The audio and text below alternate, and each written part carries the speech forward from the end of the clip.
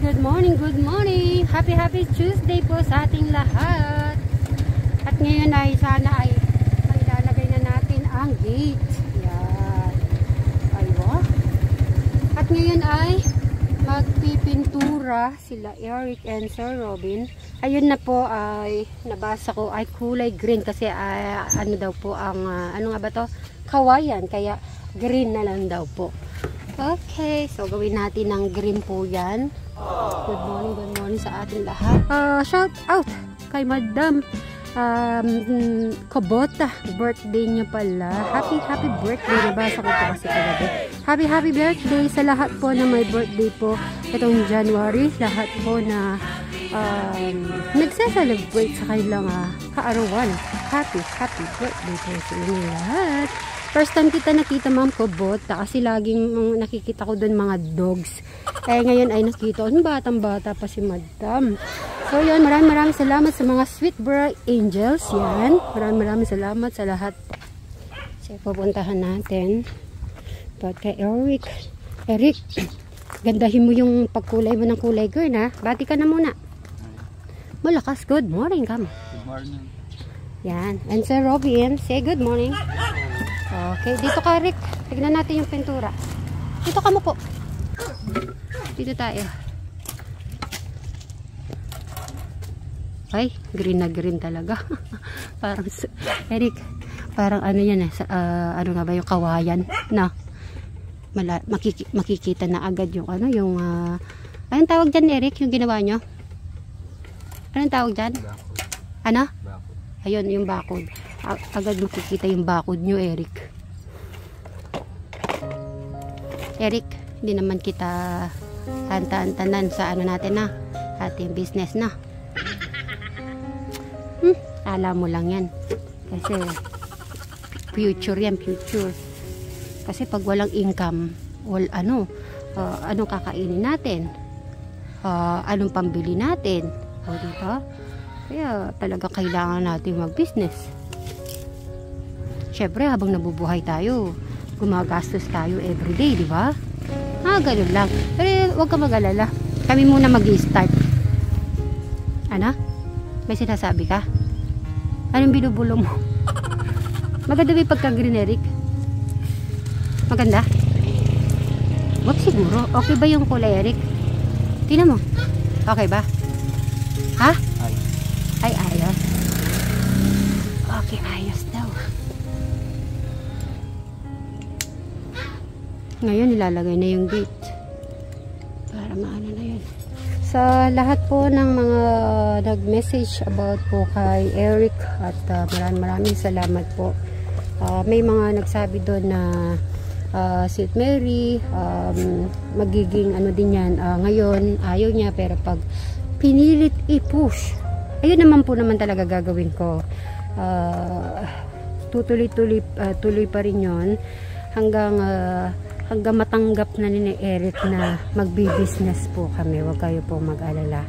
Yun naman ang sinabi ko naman sa kanya ay hindi ko naman po siya tatantanan about doon hanggang hindi siya mag-business. Kasi maganda din po yun. Balang araw ay ano niya yun balang araw ay sa kanya din naman yun, sa kanyang future.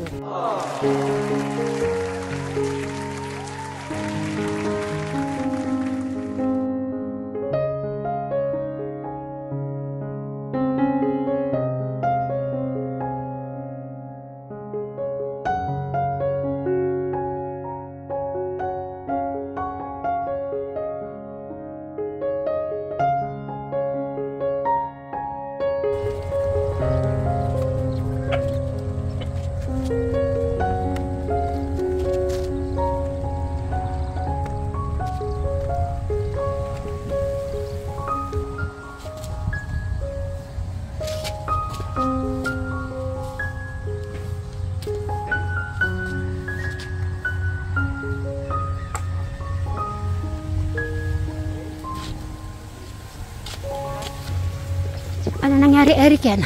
Natubig yung pampintura.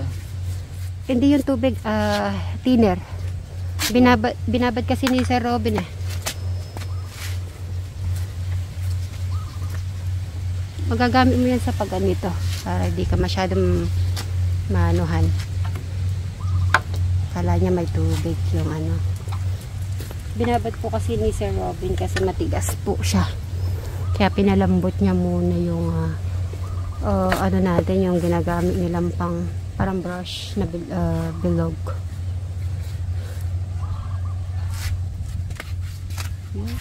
Maganda po pala yung pagka ano nito, green. Na Eric, maganda na. Gusto ko malakas sa boses, maganda ba? Sabi, gusto ko naman bago. Yes. Maganda ba, Eric? Yan.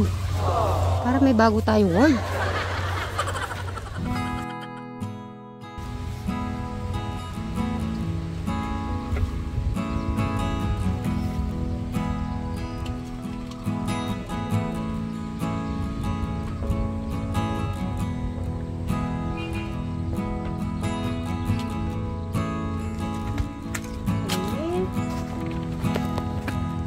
O, diba? Marunong ka ng pag-ano ng mga pintura. So, ayusin pa po ni Eric to. Kasi medyo yung ginagamit niya ay matiner pa. Kaya yung iba nalalagay niya, iba hindi. Mamaya po, papakita kong kabuuan po pag natapos na. Bye-bye! So, lumipat na si Eric na bigla po ako. Hinihintay ko siya matapos dito. Ayun na. Nasa harap na siya. Kaya sabi ko kay Sir Robin, ano yun to? I-retouch. Baka hindi niya na nakayanan yung yung mga gilid-gilid po yan. So, papa-retouch po natin kay Sir Robin ang mga hindi kaya ni Eric. Papakita ko po yung na pintura. Yan. Pero yung hindi niya nakuha yung mga nasa gilid. So si Sir Robin na ang bahala dyan. Nung last time ay nagsabi dapat patayo. So nailagay na po kasi pahiga. Kaya di ko na po nasabi yung patayo. Sa susunod na lang po. Sir Robin, ikaw nang bahala doon. At lumipat na rin si Eric dito sa kabila. Dito na po siya. Sabi po dito sa harap. Ito na. Kali naman ni Eric. Napadpad ka na dyan, Eric. Okay ka naman dyan. Ito yung pinadadagdag po sa... Ay, ito. Gumanda na siya. Ito kasi nagagamit ni Crystal yan sa face saka sa buhok. Tapos to, sinabit-sabit po dito yan. Yan, sabit.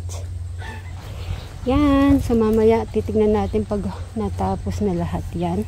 At check ko lang po si Madam Sharon sa kanyang ginagawa. Kamuting kahoy, may panggadgad ka ba dyan? Wala.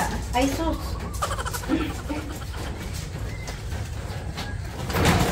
Wala pala eh, paano natin gadgadin? Kagat-kagatin natin. Meron naman kaya lang kasirana.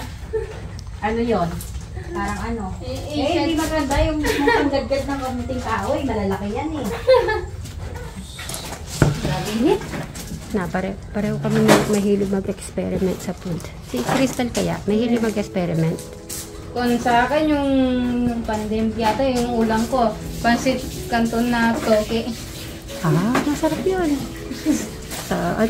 Napapanood ko yun sa YouTube. Nalagyan nilang to. Hindi, niluluto ko pagkain ko nun.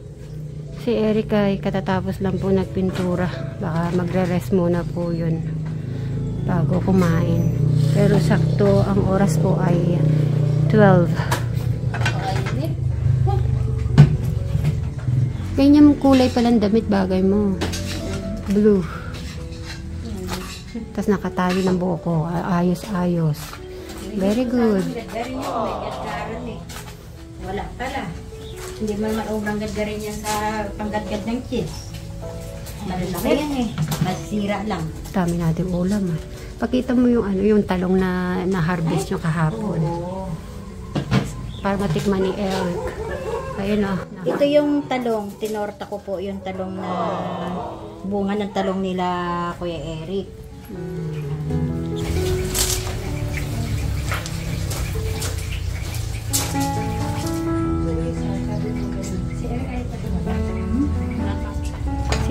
Pahinga muna. Sayang yung ano niya, yung tortay niya.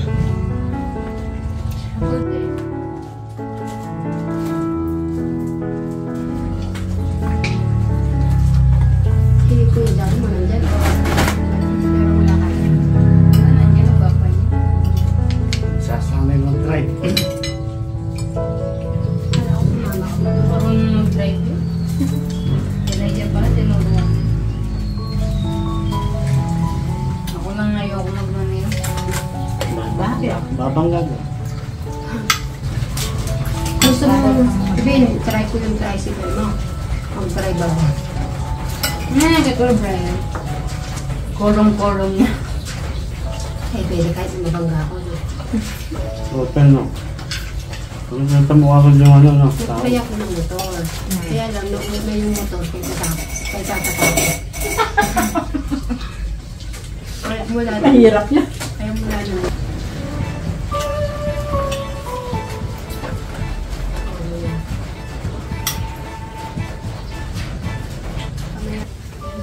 Pag hindi pala kami maingay, yung tahimik din pa pala dito sa lugar nila.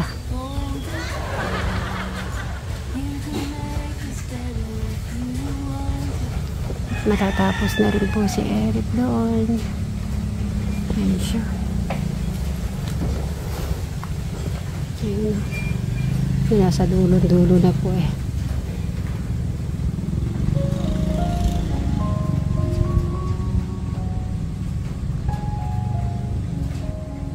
Yung ginagalawan niya naman po hindi naman mainit. Kasi nasa ano siya, dulo-dulo. May puno, ayun ang puno. Sarado yan siya. Hindi mainit.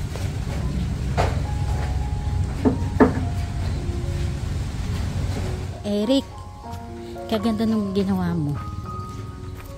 Ganda ng pagkakapintura mo. Matyaga si Kuya Eric sa brush. Oh. Pero ginawaan mong roller yan? Oh, bagya-bagya ka dyan. Ganda ng pagkakaano mo, oh. Makinis. Makinis po yung pagkakagawa niya, oh. Ito malilim dito. Ayan po si Sir Robin. Puntahan din natin si Sir Robin.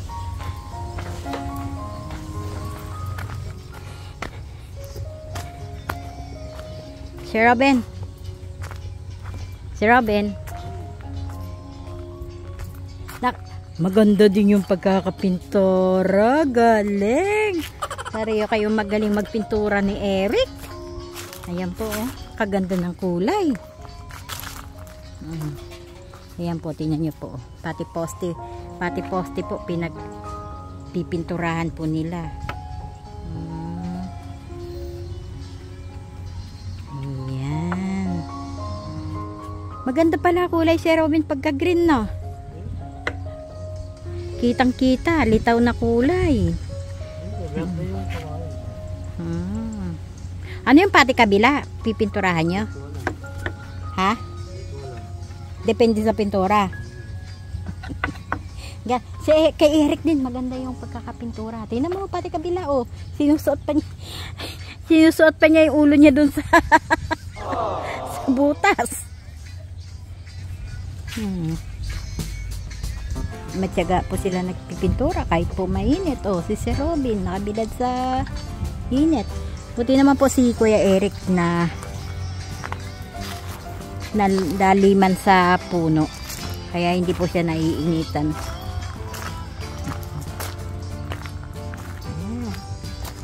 Ang ganda yung pagkakapintura. Kasi yung pinakailalim ko. Pero hindi pa po sila Eric. Poste pa.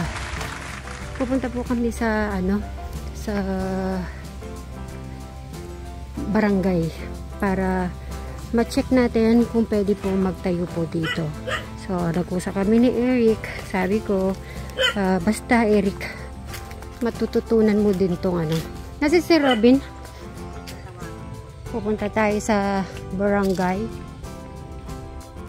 Dito lang po yung barangay, malapit lang. Siyempre, kailangan natin pong malaman kung pwede nga magtayo po dito. Yung iba po na sinasabi ko sa loob ng bahay. Parang mahirap po kasi sa loob ng bahay po kasi.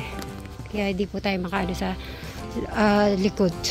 Pwede pala to sa waterfalls kasi hindi siya agad ano po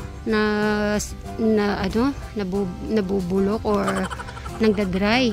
Kasi pag naglalagay po ako sa waterfalls, talagang ano lang, 1 month, ala na. Kaya pala to. So, kukunin ko to.